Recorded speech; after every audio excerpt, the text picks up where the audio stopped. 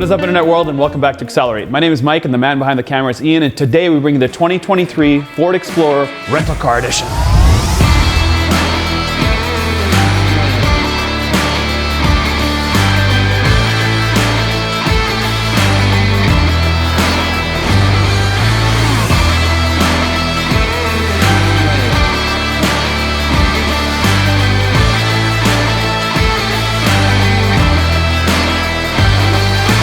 Now, the Ford Explorer was launched in 1991. This is the sixth generation in its fourth year, which most likely will be the last year because in China they've already dropped the new Ford Explorer, and in England they have the EV version already in people's eyelids. But for us here in North America, we're gonna give you this, the last of the Mohicans. So if you're looking to buy one in the future or compare to the new one, well, you have this video as some reference. But before we get in the video, we wanna give a big shout out to Brydges Ford for letting us have this Ford Explorer Limited. In the 2023 Ford Explorer, ready for the 0 to 60s. I'm in sport mode, 2.3 liter Ecoboost motor, turbocharged 4-banger that makes 300 horsepower and 311 pound-feet of torque. Foot to the ground, let's build some boost here and go.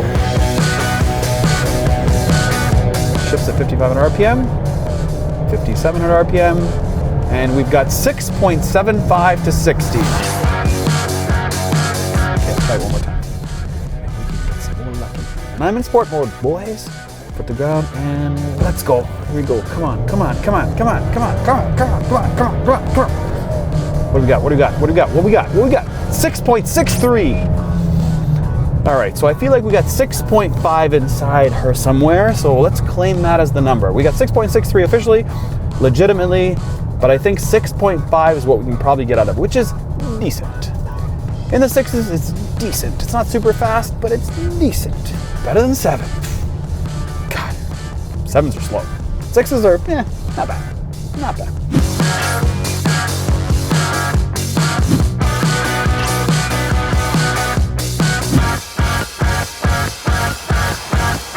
So the Ford Explorer has 8 different trim levels, starting with the base. Then you have the XLT, the ST line, the Limited, the Timberline, the full-out ST, then you have the King Ranch, and then finally the Platinum. Now the one behind me is a Limited, so let's check it out. To the front of the Ford Explorer that you see pretty much every day on the street, this in its limited form. Now the grille has chrome strips across it with the big Ford logo right there that you see on every Ford since wherever. It's been around so long that this is Ford through and through. You have a camera underneath there. You have these monster big headlight housing with LEDs and a DRL right on top of it. It says Explorer on the side, and the front is, hey, well, a Ford Explorer to the side. To the side of the Ford Explorer Limited. Now I will say that the design is rather old, but it still works in the marketplace when you have a family because it's just durable. It's easy, and that's why they keep it pretty standardized in terms of its image. Now the competition is stiff. Obviously you have the Telluride, the Palisade, the Pilot, and so many more.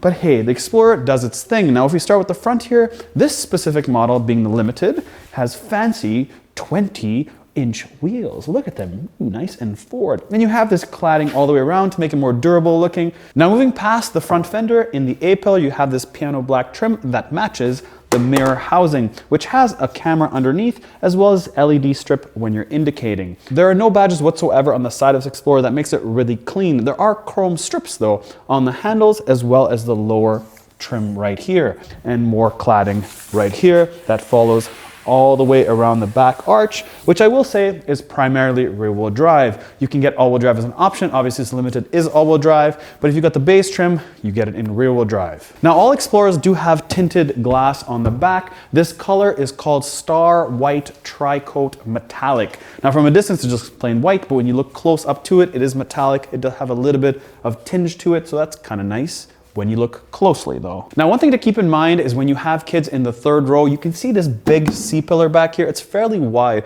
so it's gonna hinder a bit of their visibility because their heads are gonna be here looking out and a little bit on an angle. They will see this big C-pillar. They have to actually look through these windows right here. So keep that in mind on what age your kids are that's gonna be sitting in the third row, and we'll show you that when we go inside. So as I walk past this Explorer with independent rear suspension, it weighs 4,500 pounds. Now, as far as towing goes, it can tow 5,300 pounds pounds if you get the 2.3 liter engine. And if you get any of the 3 liter engines, you can tow 5,600 pounds, which is quite good when you compare it against its competitors. So on the back here, you do have obviously your badging. It says 4-wheel drive, limited. You've got chrome everywhere. Of course, you have your rear camera, and then you have your Parktronic sensors on the bottom with this durable plastic. You have real exhausts. They point downwards, but they're real. Front seat of the Ford Explorer. Ooh, check out this screen. It is a 10.1 inch screen, which is larger than the standard 8-inch screen. If you get one model above this, then you have a 12.3 inch driver's display. This one just has your typical center LCD driver's display. And then you have analog speed and analog tack on the left. Very standardized, you know, back in the day type vibe. Now, if you start with the door panel here, it does have 14 speakers from Bang & Olufsen. It does have 3 memory seat, and it does have automatic windows on all 4 corners, along with mirrors that you can fold in. And that's important to note because when you buy an Explorer, it generally means you're coming from something a little bit smaller than that. You have one more kid, so you go from an Escape generally to an Explorer. You don't really go from a small Honda Civic from 1995 to an Explorer. That usually doesn't happen. Voila. Or maybe you come from a minivan. If you do, comment below and let us know. Now moving on to the dash, I will say that you have 4 big vents. You have this weird sort of hybrid wood, curvy, psychedelic vibe going on with this wood. It doesn't really look wood, looks plastic to me, but hey, putting some trim in is a thumbs up rather than black plastic. You do have piano black all around your HVAC controls, included heated and ventilated seats, along with a heated steering wheel. Now the steering wheel does have your typical buttons. You have your cruise control, you're skipping your tracks, your volume, all the regular stuff you'd expect on a steering wheel, so nothing to talk about there. The steering wheel does feel nice and soft to hold on my fingers. Now before we get in the center console, I want to let you know that this does have a technology package, and that is why we have the upgraded Bang & Olufsen as well as this 10.1 inch screen. That is an addition or an upgrade. Now as far as build quality in terms of buttons, well, hey, this is the last year likely, so if you're like, Mom, turn up the fan. She's like, I did. And you're like, I didn't hear it. Now the center console does have a silver type metallic finish. It does have some storage in the front here where you have a USB and USB-C, and you have a cigarette plug, and it's fairly deep so you can put a lot of stuff in there. Now if you're asking where the wireless charging is, it's in a really good spot, and this is one of the best, I would say, as far as its age on where they put it. It's right back here all by itself, doesn't take up a lot of room, and it fits in very well. So it's well designed. Thumbs up Ford. As I said, I hate when other brands just take this wireless charger, put it right there, and it's, yeah, you can see it, it's very easy, but then people put other stuff like coins and, like, you know, wrappers from like candy and all that stuff. They put it all there, and that can get annoying because you can't charge it when there's other stuff there. As far as cup holders go, well, you have 2 big ones here. Can we fit this? I would say very, very easily. Similar sort of clicky plastic things as the middle in the back, not the fancy ones down there. And you have a spot for possibly another cell phone, I would say. Let's see.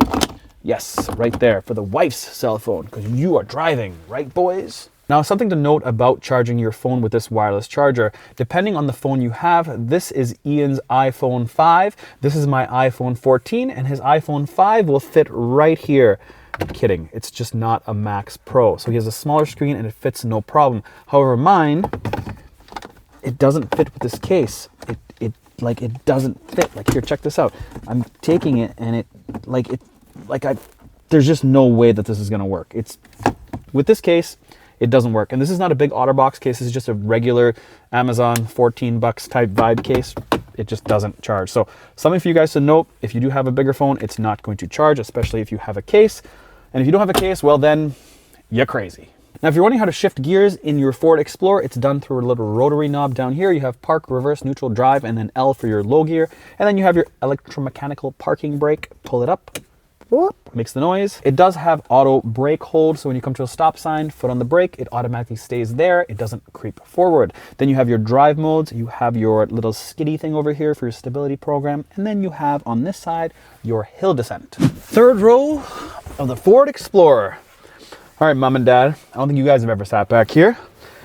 Yeah, seats very, very flat, very flat. It doesn't sit high at all, but it's okay. Again, big C-pillar back here. Just a lot of plastic. If I'm being totally honest, I feel like it's just there for the kids you don't like. So, any of the kids you don't like, just shove them in the third row. It's got speakers though, that's cool. Got storage. got storage, a little bit of storage here. Nothing for a cell phone, no chargers, nada. Has a decent cup holder you can hang on to this thing. It does have vents though, so maybe you do like them a little bit. It does have lights, sweet. But I will say it has a lot of headroom. A ton of headroom actually. Really impressed with that. Yeah, can't really complain about it too much. You know, still you like the ones in the second row better, that's for sure.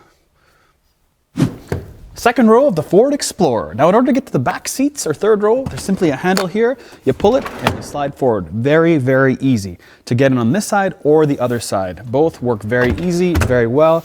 There's a decent amount of pressure you have to apply to actually move these seats back, and then they'll come to this spot right here. So to move back to where it was, you have to put your hand underneath, slide this back, and then you have to recline the seat back like that. And there's also a handle here. So you have two ways to recline the seat, one with the handle here, or secondly with the handle or the little pull lever up top. Now the middle seat is where it gets interesting. You actually have no way to adjust it back and forth as far as I've tried, and we've looked up and down. We've taken every flashlight we could find to see how to move this seat, but the only way we can move it is simply by pulling this handle and then it folds flat. And then it does require some sort of, you know, Super Mario or Super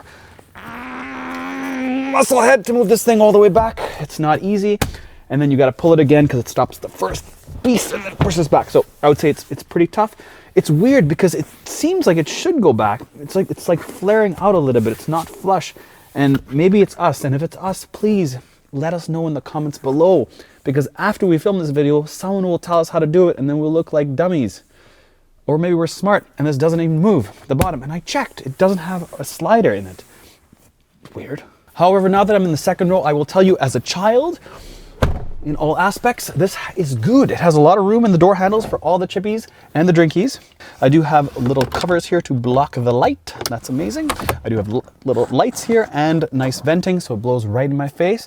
I do have a nice big handle that I can pull, and it feels nice and premium back here. Not ultra premium, I would say first level premium, not like the third row. As far as visibility back here, skinny seats in the front, so I have lots of visibility. That's really nice. I'd prefer if the sunroof came a little bit back or the panoramic roof came a little bit more back so I'd get more light for the people in the third row, but it is what it is. I do have two holders on the back of each seat, so one on this side, one on that side.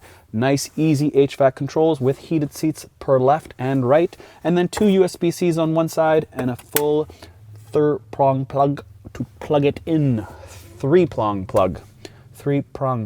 And if you have more drinks in the vehicle than you can consume, there are two more cup holders. So you have two here. You've got one in each door for 4, and they added 2 more for you. It's all the way down here. And these are really snug, like really, really snug. Those are the best cup holders I've actually seen to hold it in. So if for whatever reason you couldn't see and you had to use your hands to figure out where the trunk lid is, most people would just go feel it out, try to find the middle, and then press, but there's nothing here. There's a housing for a camera. You actually have to feel that there's a little arrow right here, and that is where it is. That to me is kind of crazy. It should be in the middle, Ford. Come on, come on. Ooh, nice and big. Let's see how much room we have in this Ford Explorer. So how wide is this Ford Explorer? Well, you have exactly 4, oh my God, it's so tight. It's exactly 4 feet. Ooh, it's just a shot. It's just, come guys, take a look at this thing. Like, look at it. It's so close to 4 feet. It's like almost 4 feet, but just not enough. So if you get a bunch of drywall, you can't fit it in here. But you probably want to know how much room you have behind the third row seats. You have 19 inches. And with the seats folded down, you can simply press these buttons, left and right. Goodbye, seat. How much room do we have? We have, oh, fancy. You have 4 feet. You got 4 feet that way. So a 4x4 sheet of drywall with a little bit chipped on the edges will fit in the back of your Ford Explorer. What about room? What about space? Okay, get out of here. This thing's broken. Okay, how much room do we have? We've got room there, and room there. And in case your wife is hot, you can do one of these. Now, one interesting point, ladies, is that this is where Pinterest comes in for you. On the back here, there is no waterproofing. You can actually probably do something at home, maybe a DIY project, and you can make the back of this waterproofing. So when you have boots, you can do one of these things, and you can put your boots on the back. Look at that, with or without the fur.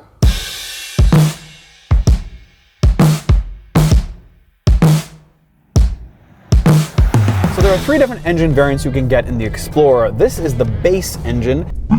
It's a 2.3 liter turbocharged 4-banger that makes 300 horsepower and 310 pound-feet of torque. That is a standard motor when you buy the base, the XLT, the ST line, the Timberline, and of course this, which is the Limited.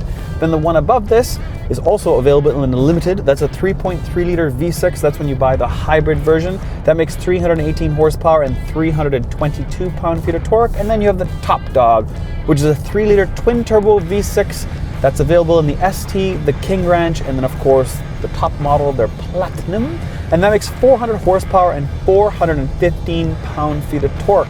And that's all mated to a 10-speed transmission. Now, one thing about the Explorer that I don't really feel is its size. It doesn't really feel or drive like it's almost 200 inches. That's a pretty long vehicle, but it feels, I wouldn't say nimble, it's still very floaty. Even with this updated independent rear suspension, it handles decent, but it's, you know, still that domestic, soft, plush ride.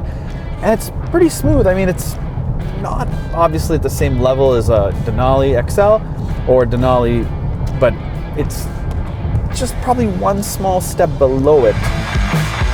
Now this is a Limited, but if you got this Timberline model, this is basically all-wheel drive being standard. It's got a dedicated suspension setup. It also has metal skid plates, which is kind of funky and cool, and then you've got some different wannabe off-roading pieces, which is cool. It's just offering a different thing because the marketing of the world we are today are pushing this real off-road vibe, and the Explorer is no different. So how about the steering of the Explorer, and how about body roll and suspension feel? How does it feel over bumps and different pieces? Well, I can tell you that around corners is not too bad, considering this thing is almost 200 inches long. You would think that this thing would be like a boat. It is big, but it doesn't really feel big. I mean, you know, to be honest, most domestic trucks, when I drive them, they always just feel big and heavy, but with this independent suspension on the back, it does liven it up a little bit and feel a bit more in control than the back end just, you know, following its leader in the front.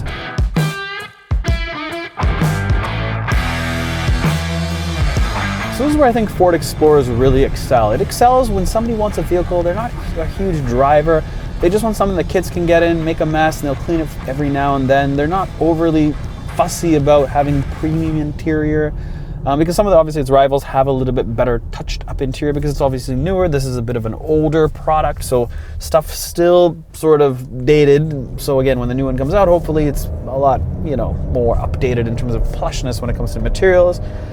This engine is a little bit noisy in this 4-banger. It's okay, it's not the fastest thing in the world, but hey, it's a base motor. It still makes over 300 horsepower, which is good. And this screen in the middle, the vertical screen gets taken, you know, a bit used to if you're not used to this kind of vibe. It's really small. You expect something sideways. I think it would appear larger if it was actually sideways, but sticking this way in the dash really throws your eyes off if you're not used to it. But the biggest doo-doo about this screen is really when you put it in reverse. Because it's vertical, the camera only really takes up a quarter of this display. It's really small, and you have to do one of these to look at it, which means when you're doing one of these, you're not actually doing one of those, and you can't really see peripherally the rest of the vehicle, which is kind of dangerous in some respects. But I guess the people that drive or buy these things generally are always staring at this rear view camera, because I know them in the parking lots. Talking to you guys. But what I do like about the Limited, especially if you're going to buy a vehicle and keep it for a very long time, is these gauges are still analog. For sure, the touchscreen could have issues in the future. It's not even the fastest right off the gate. It does have Sync 3, so it's not the newest Sync version that Ford makes. But there is some stuff that is still sort of, you know, tried and tested, like the window switches. Obviously, the Bang & Olufsen is pretty straightforward. This HVAC control is easy to use. It's right there in your face. I don't see an issue in the future. The shift knob, again, it's moved. It's cleaner out of the way now. It's not the old mechanical back and forth, which they have in the F-150s, which can also feel very clunky. This is just easy, and it creates some space, which is nice to have. And everything else in here is decent. The seats, I feel like they've been the same Ford seats for the last 30 years, so obviously it's tested that way. So again, it's an older product, so maybe in that case, if you are a buyer and you want something that's tested already, it's already out there in terms of what issues it has, and obviously Ford has probably come to the table and corrected them. Again, I don't own an Explorer, but those looking, I'm sure, are going to do more research than just watching this video. So all in all, I'm decently happy with what the Explorer offers. Obviously, again, it's at the end of its life cycle, so it's just more of a reliability, probably interest rates when you buy it, and then having an exterior that's not really dated in any certain way. It's pretty decent on the outside. On the inside, again, they've tightened up with this technology package and stuff like that, but again, a lot of plastics and just not the real quality build that, you know, you can get in this class today. But how about turning radius? Oh my God, really good turning radius. And the other part I forgot to tell you that I really like is that the rear is that because this is rear wheel drive biased, I find that the drive is actually better in this than some of the other competitors that are more front wheel drive biased. You can really feel the difference when someone is pulling you versus when someone's pushing you. And that's basically the differences of what this is. This is like someone's pushing you. The other ones are like somebody's pulling you. So it's a different kind of feel. I way rather get pushed than pulled, you know? Yeah. So I hope you guys like this review on a 2023 Ford Explorer that probably nobody's gonna watch because they're waiting for the new one. But in case you do wanna buy a new one and think, hey, maybe I can get a deal on the old one, voila, this is the review for you. Thanks for watching, and we'll catch you on the next one.